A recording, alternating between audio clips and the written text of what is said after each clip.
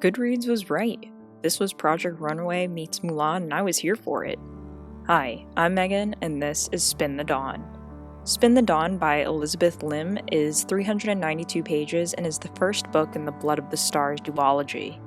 It follows the story of Maya Tamarin, who dreams of becoming the best tailor in the land, great enough to serve in the Imperial Palace.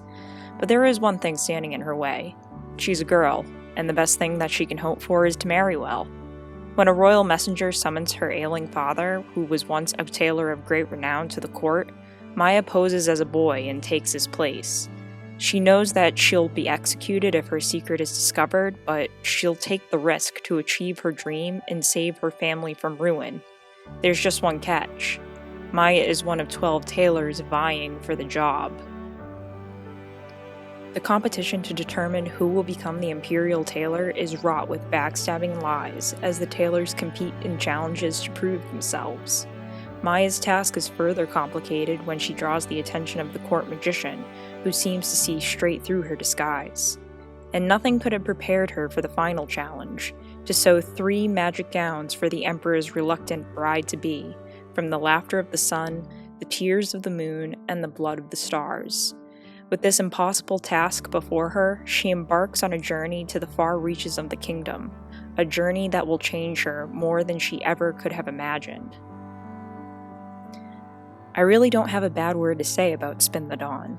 From the descriptions of the palaces and the almost tangible textures of the materials that Maya uses to craft clothing, right down to the cover art, everything about this book draws you in. It's filled with magic that ripples like silk, family tragedy and hardship that is coarse like raw cotton, and a world that overall combines everything to make a beautiful tapestry. There were times when I wished that some of the other characters were more fleshed out. Maya competes against a dozen other tailors, but you don't really get to know most of them personally. She has one friend, but it's more of a sideline interaction, and the Emperor, though a powerful actor, is more of an inconvenience that shows up sometimes.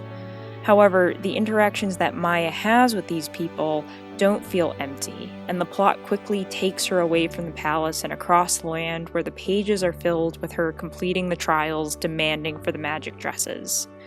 I also appreciated this book because it shows a strong female character who is determined to fight for herself and for her family despite a world telling her that she can't do something.